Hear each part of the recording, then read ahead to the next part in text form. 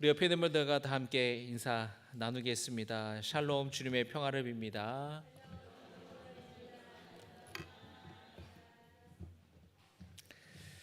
추석 연휴 잘 보내셨나요? 네, 연휴가 좀 길어서 잘 쉬었다 하는 분도 계실 거고, 연휴가 너무 길어서 힘들었다 하시는 분도 있을 것 같습니다. 여러분도 다시 일상으로 돌아와서 또 우리 삶에서 또 함께 또 직장과 일터와 생업에 또 여러분 매진하고 다시 일상으로 돌아와서 또 하나님을 찬양하며 또 복된 주의 날, 주일 성수 또 열심히 하시기를 주님의 이름으로 축복합니다. 또 오늘 우리 특성으로 섬겨주신 온유교구 우리 성도님들께도 감사를 드리고요. 야복강에서의 야곱처럼 오늘 이 시간에 간절히 하나님께 기도하여서 응답받는 하나님의 은혜와 복을 받는 귀하고 복된 시간 되기를 축복합니다. 오늘 함께 나눌 말씀은 아모스 9장입니다. 아모스 9장, 이제 아모스가 9장까지 있는데 오늘 마지막 9장의 말씀을 좀 나누면서 함께 은혜를 나누기를 원합니다. 이 아모스는 남유다 출신의 이 가난한 농부였죠. 그런데 하나님의 부름을 받아서 남유다가 아니라 북이스라엘로 올라가서 하나님의 말씀을 전했던 선지자입니다. 당시 북이스라엘은 어느 때보다 부강한 그런 나라였고 그런 시대였고 또 풍요와 번영을 누리고 있었어요. 그러나 영적으로는 우상숭배와 같은 영적인 음란함의 문제가 심각했고 사회적으로는 부와 권력이 있는 소수의 지배층들이 다수의 백성들을 착취하고 강탈하는 그런 빈부격차의 심각한 문제, 또 사회 정의가 사라지는 그런 문제가 아주 심각했습니다. 하나님께서는 이 아모스를 통하여서 우상숭배의 죄악에 대해서 그리고 사회 불의를 바로잡지 않는 죄악에 대해서 통렬하게 비판하시고 고발하고 계셔요. 아모스 5장 12절의 말씀 우리 같이 읽겠습니다. 아모스 5장 12절의 말씀입니다. 같이 읽겠습니다. 너희의 허물이 많고 죄악이 무거움을 내가 아노라. 너희는 의인을 학대하며 뇌물을 받고 성문에서 가난한 자를 억울하게 하는 자로다. 하나님께서는 이렇게 북이스라엘을 그 죄들을 비판하고 계십니다. 하나님께서 아모스를 통해서 북이스라엘에게 주셨던 메시지는 두 가지예요. 한번 따라하겠습니다. 첫째로 하나님을 찾으라. 하나님을 찾으라. 두 번째로는 뭐냐면 정의와 공의를 강같이 흐르게 할지어다. 시작. 정의와 공의를 강같이 흐르게 할지어다. 두 가지였어요. 아모스 5장 4절의 말씀에 여호와께서 이스라엘 족속에게 이와 같이 말씀하시기를 너희는 나를 찾으라. 그리하면 살리라. 24절의 말씀 오직 정의를 물같이 공의를 마르지 않는 강같이 흐르게 할지어다. 우상 숭배에서 돌이켜서 하나님을 찾으라는 거예요. 그들의 불의한 사회를 개혁하고 변혁시켜서 공의와 정의를 강같이 흐르게 하라라고 하나님이 아모스를 통해서 두 가지를 요구하셨습니다. 그러나 이 북이스라엘 백성들이 아모스가 전한 이 말씀을 전혀 귀 기울여 듣지 않았어요.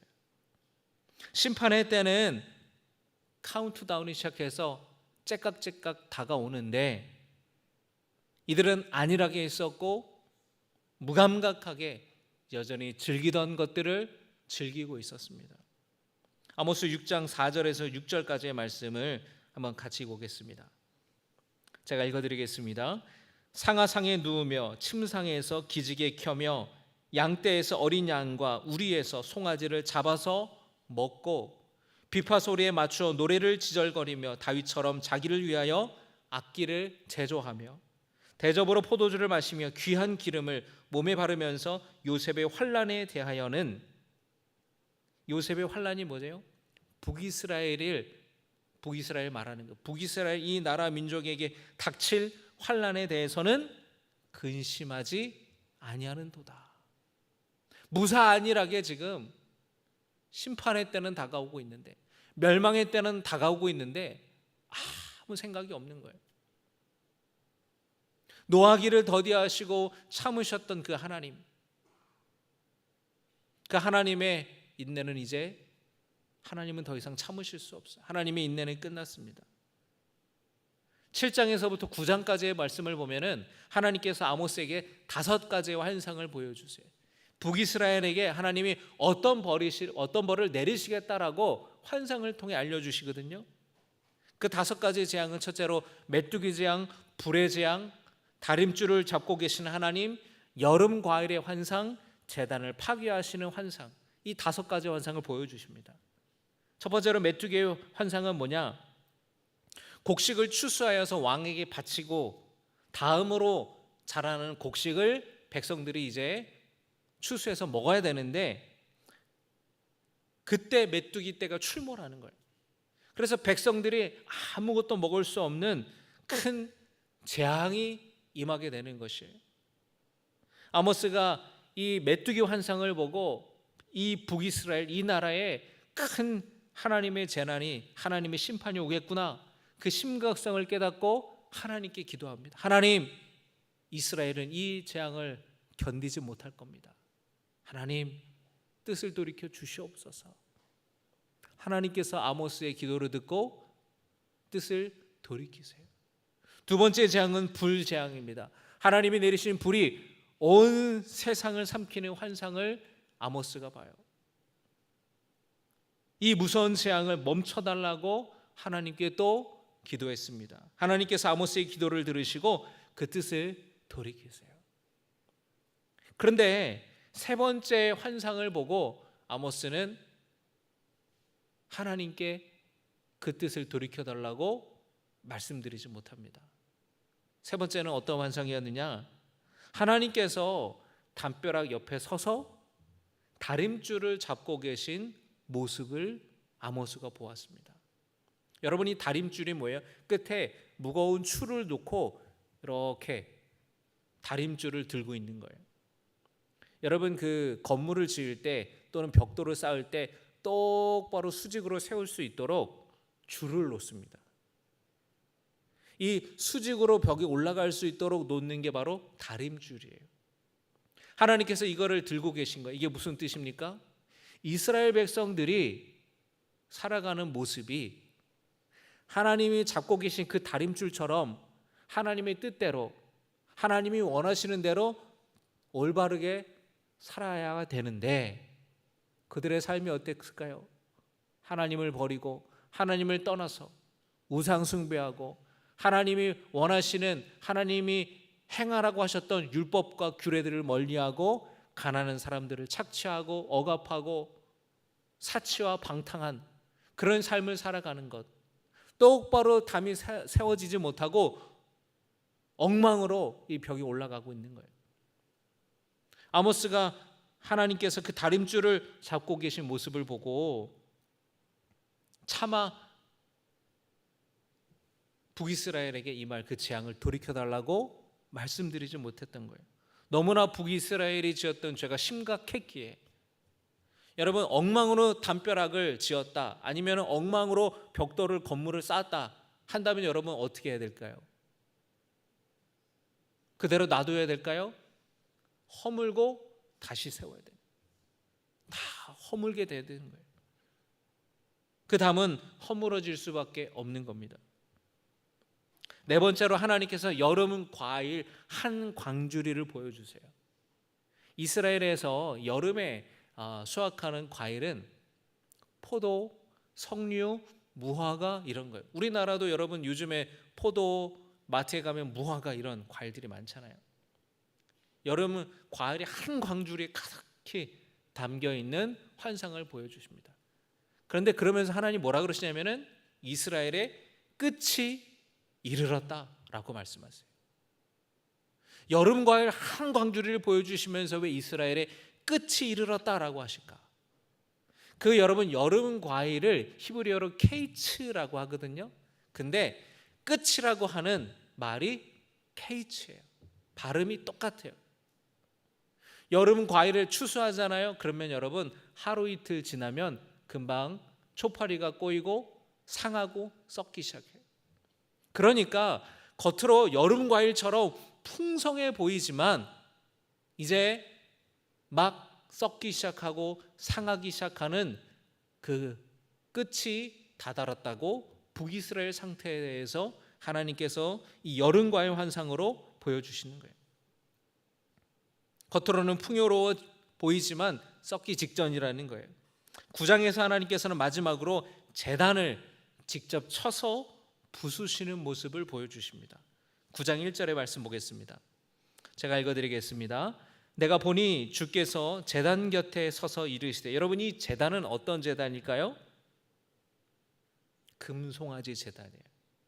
여러분이 솔로몬 왕이 죽고 나서 이스라엘이 남유다와 북이스라엘로 나눠지게 돼요. 솔로몬의 아들 르호보암을 따르는 남유다, 그리고 우리는 르호보암을 따르지 않겠다라고 해서 여로보암을 새 왕으로 옹립해서 이제 남유다와 갈라서게 된 나라가 북이스라엘이에요. 여러분, 그런데 신앙 영적인 중심지였던 예루살렘 성전은 어디에 있었나? 남유다에 있었어요. 그래서 북이스라엘의 여로보암 왕이 이 신앙의 영적인 종교적인 중심지가 예루살렘에 있으니까 어떤 절기를 지키기 위해 북이스라엘 백성들이 남유다에 있는 예루살렘으로 내려갈 거 아니에요? 그게 못마땅한 거예요. 그리고 그렇게 내려가면은 이스라엘 백성들의 마음이 내가 아닌 남유다 왕에게 향할 수도 있잖아요. 그래, 정치적인 불안함이 있는 거예요. 그래서 여로보암 왕이 북이스라엘 가운데에 굉장히 중요한 종교적인 신앙적인 상징이 어떤 의미가 있는 두 곳에 제단을 쌓습니다. 하나는 베델이고 하나는 단이에요. 그리고 그곳에 금송아지를 세워놔요. 그러면서 하는 얘기가 너희를 구원한 하나님이 여기 있다. 내려가지 말고 여기서 하나님을 예배해라. 그러니까 북이스라엘이라는 나라가 시작할 때부터 이미 우상숭배로 시작됐다는 거예요. 큰 신전을 지어놓고 그 안에 금송아지 상을 세워놓고 너희를 구원한 하나님이니까 여기서 제사 드리고 여기서 예배하라고 여로보암 왕이 그렇게 선포했어요. 자, 여러분, 여기 9장 1절에 하나님께서 제단 곁에 서 계셨다라고 할 때 이 제단은 바로 베델입니다. 베델 제단, 금송아지 제단을 말하는 거예요. 서서 이르시되 기둥머리를 쳐서, 기둥머리를 친다 그랬어요. 여러분, 사진 한번 보여주세요. 여러분, 고대 이 신전에 보면은 기둥이 쫙 올라가다가 보면은 기둥과 천장, 이 천장 벽이나 천장 기둥과 연결하는 부분이 기둥머리입니다. 여러분, 저 화려하게 장식되어 있는 부분 있죠? 저 부분이 기둥머리예요. 하나님이 저기를 치신다라는 거예요. 저기를 저렇게 기둥들이 쫙 수없이 많은 기둥들이 있는데 하나님이 저거를 치시면 어떻게 될까요? 천장이 다 무너지게 됐죠. 자, 그 다음에 여러분, 문지방이 움직이게 하며, 문지방은 뭐예요? 저 기둥을 받치는 바닥에 있는 거가 바로 문지방이에요. 그러니까 하나님께서는 그 우상숭배의 신전을 받드는 기둥 꼭대기에서부터 기둥 아래까지 모두 다 하나님이 치셔서 다 무너지게 하신다라는 것입니다. 그럼 여러분, 그 안에 있는 사람들은 어떻게 될까요? 다 깔려 죽게 되는 거예요. 오늘 바로 말씀이 그 말씀이에요. 기둥 머리를 쳐서 문지방이 움직이게 하며 그것으로 부서져서 무리의 머리에 떨어지게 하라. 그 무리는 어떤 사람들입니까? 금송아지 제단에 제사 드리려고 온 사람들, 그리고 그들을 도와서 금송아지 앞에 제사를 드렸던 제사장들, 거짓 선지자들을 말하는 거예요. 그 사람들이 다 무너지게 되고 또 남은 자들도 하나님이 다 칼로 치겠다, 아무도 피할 수 없다라고 말씀하시는 거예요. 하나님이 제단 곁에 서 계셨다라는 것은 하나님이 이 심판을 직접 행하시겠다라는 뜻입니다. 더러운 우상숭배, 거짓된 예배, 형식적인 예배를 무너뜨리겠다라는 거예요. 그들이 말로는 하나님을 예배했어요. 그러나 금송아지 앞에서 하나님이라고 예배했던 거예요. 꼭대기에서부터 바닥까지 완전히 무너뜨리시겠다라는 겁니다. 그리고 하시는 말씀이 아모스 오늘 9장의 말씀 보시면 2절의 말씀, 그들이 파고 땅을 파는 거예요. 스올로 들어갈지라도, 여러분 스올이 어떤 곳이냐면 이스라엘 백성들의 세계관 가운데 이 스올이라는 말은 저승이라는 뜻이에요. 저승. 그러니까 그곳까지 무덤을 파고 들어갈지라도 하나님이 내 손이 거기에서 붙잡아 낼 것이요, 하늘로 올라갈지라도 하나님이 붙잡아 내릴 것이다. 3절의 말씀에 갈멜산 꼭대기, 가장 높은 꼭대기에 올라가도 내가 거기서 찾아낼 것이고, 바다 밑에 숨을지라도 뱀을 명령하여 물게 할 것이고, 4절에 원수 앞에 사로잡혀 갈지라도 내가 거기 칼을 명령하여 죽이게 할 것이라. 하나님의 주권이 미치지 않는 곳이 없다라는 거예요. 너무나 두렵고 무서운 말씀 아닙니까? 8절의 말씀에 보라, 주 여호와의 눈이 범죄한 나라를 주목하노니 내가 그것을 지면에서 멸하리라. 하나님께서 범죄한 나라 북이스라엘을 주목해 보신다 그랬어요. 그들의 죄를 간과하지 않으신다라는 거예요. 지면에서 멸하시겠다라고 말씀하시는 거예요. 그리고 실제로 하나님께서 심판하셔서 아수르를 통해 북이스라엘을 멸하셨죠. 그리고 아수르에 의해서 많은 사람들이 포로로 끌려가고, 그곳에 다른 이방 식민지 백성들, 아수르에 의해서 포로로 붙잡혀온 다른 이방 나라 백성들이 그곳에 살면서 그들과 함께 결혼하며 살게 돼요. 9절의 말씀에 내가 보라, 내가 명령하여 이스라엘 족속을 만국 중에서 체질하기를, 만국 중에서 체질하겠다고 주님이 말씀하십니다. 아수르의 식민 정책은 식민지의 여러 민족들을 서로 결혼하게 해서 그 피를 섞어 놓는 거예요. 체질하기 전에 다 지금 섞여 있는 상태입니다. 그런데 하나님께서 뭐라고 말씀하시냐면 이스라엘 백성들과 이방 민족들이 섞인 상태에서 하나님이 체질하신다라는 거예요. 구멍이 두꺼운 채로, 여러분 채를 탁 치면은 알곡은 구멍을 통과하고, 그리고 그 채에는 작은 돌멩이들이 남겠죠. 그렇게 걸러내신다라는 거예요. 그래서 우상과 거짓에 물든 사람들은 걸러지고, 그 참된 신앙을 가진 사람만 우리는 희망을 발견할 수 있다라는 거예요. 8절에 여러분 말씀 다시 읽어보세요. 8절 같이 읽겠습니다. 시작.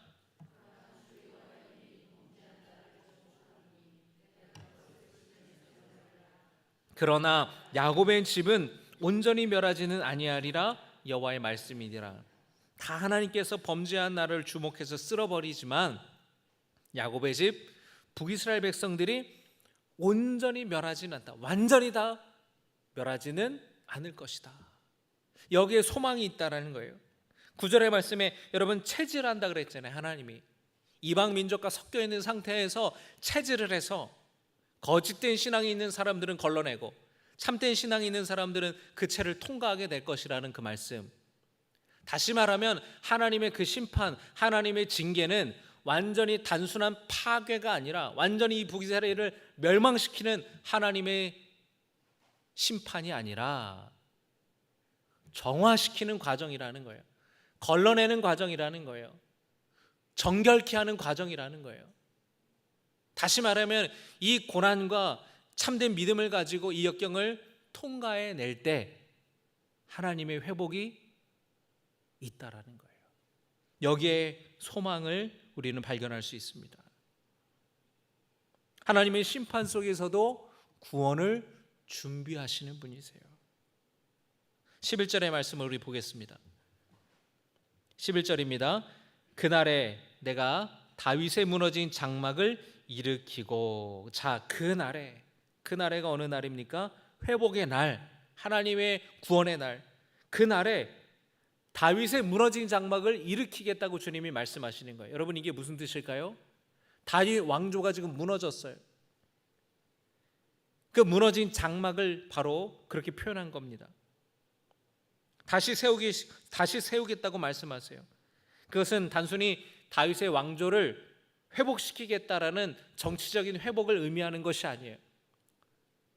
물론 이스라엘 사람들, 예수님 시대에 많은 사람들은 이것을 정치적인 메시아로 받아들였지만 하나님의 뜻은 그것이 아니에요. 그것은 다윗의 자손으로 오실 예수 그리스도를 통한 완전한 회복, 완전한 다윗의 장막을 일으키신다라는 하나님의 뜻이 있는 거예요. 예수님을 통해 이루시는 구원, 예수님을 통해 이루시는 완전한 회복을 의미하는 것입니다. 여러분, 13절의 말씀을 한번 볼까요? 13절에서 하나님께서 어마어마한 은혜와 복을 주시겠다고 약속하십니다. 13절의 말씀 보겠습니다. 여호와의 말씀이니라. 보라, 날이 이를지라 그때에 파종하는 자가 곡식 추수하는 자의 뒤를 이으며 포도를 밟는 자가 씨 뿌리는 자의 뒤를 이으며 산들은 단 포도주를 흘리며 작은 산들은 녹으리라. 여러분, 이게 무슨 말씀인지 이해가 되시나요? 여러분이 여기에 이 말씀에 어마어마한 축복이 새겨져 있어요. 거짓된 신앙을 버리고 그 차에 걸러져서 참된 믿음을 발견한, 참된 믿음을 지킨 사람들, 다윗의 후손으로 오시는 예수 그리스도를 통해서 하나님의 놀라운 구원의 때를 기다리는 소망을 가지고 여러분 살아가시기를 주님의 이름으로 축복합니다. 아니, 우리는 이미 이 놀라운 사랑을 받고 있는 사람들이에요. 예수님을 통해서 이루시는 회복의 때는 어떤 때인지 한번 여러분 보시기 바랍니다. 자, 13절의 말씀을 보세요. 파종하는 자, 잘 보세요. 파종하는 자가 곡식 추수하는 자의 뒤를 따라간다는 거예요. 이게 무슨 말이냐? 거둘 게 너무 많은 거예요. 추수의 때에 여러분 이제 가을이 되잖아요. 여러분 이제 이렇게 명절 오가면서 익어가는 벼 논을 보신 적 있으십니까? 누렇게 익어가잖아요. 벌써 햅쌀들을 추수하잖아요. 그런데 너무 거둘 게 많은 거예요. 풍년이에요, 풍년. 너무 많은 것이 다 열매가 맺어져서 거둘 게 너무 많아요. 그래서 이거를 거두는데, 여러분, 거두는 때에 얼마나 많은 시간들이 걸릴까요? 논을 다 베는데. 이게 거두는데 너무 많은 것을 거둬야 돼가지고 그 다음 곡식의 씨를 뿌릴 때가 됐는데도 아직 추수가 끝나지 않은 거예요. 그럴 정도로 어마어마하게 풍년이 찾아온 거예요. 또 여러분 보시면 포도를 밟는 자가 씨 뿌리는 자의 뒤를 이은다 그랬죠. 이게 무슨 뜻이냐? 밀과 보리를요 5월에 추수합니다. 그 다음에 포도를 7, 8월에 추수를 해요. 7, 8월에 이스라엘 사람들이 포도를 수확을 하면 그 수확한 포도를 포도즙 틀에서 사람이 발로 밟아요. 그래서 포도즙을 짜냅니다. 여러분 생각하겠죠? 왜 목사님 더러운 발로 포도를 밟아가지고 그걸 사람들이 마시나요? 왜 발로 밟으냐? 맷돌로 갈면은 뭐가 갈릴까요? 포도 씨가 갈려요. 포도 씨가 갈리면 여러분 맛이 써요. 그런데 사람 발로 밟으면 포도 씨가 갈리지가 않고 껍데기와 알갱이만 으깨져서 쓰지 않은 그런 포도즙이 만들어진다라는 거예요. 그래서 포도즙 틀에서 포도를 이렇게 밟는데 7, 8월에 포도를 수확해서 밟는데 그 다음에 여러분 아까 밀과 보리를 언제 수확한다 그랬죠? 5월 달에 수확해요. 그 다음에 6개월 뒤인 11월 달에 이제 이른비가 내리면 그때 씨를 또 새롭게 뿌리는 거예요. 6개월 뒤에. 자, 그런데 7, 8월에 수확한 포도가 너무 많은 포도를 수확을 해가지고 3개월 뒤에 새로운 씨를 뿌려야 되는데 그때까지 여전히 포도즙 틀에서 포도를 밟고 있다라는 거예요. 이렇게 이해가 되시나요, 여러분? 그만큼 풍성한 열매를 거두게 됐다라는 거예요.